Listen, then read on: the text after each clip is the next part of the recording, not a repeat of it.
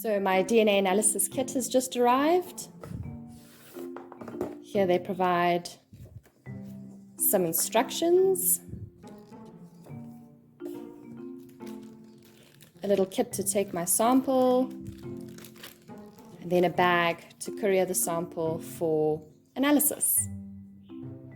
Hi everybody, this is us from the floor. We are very, very excited to be doing a really deep dive on some of Nicola's genetic snips with DNA analysis. So we're going to take the side of your finger. The side of your finger is much less sensitive than the pulp of your finger where you have the majority of your nerve endings. And this is called a lancet. And you just twist the top off and then you just depress it. Sorry, Nicola. That was a little bit sore.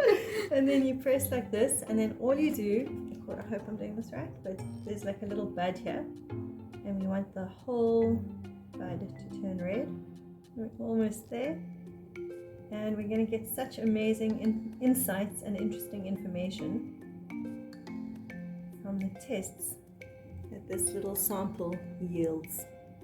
So I have my blood sample and my filled out consent form, and I'm arranging for a courier to come and collect this, and I should have my results within the next few weeks.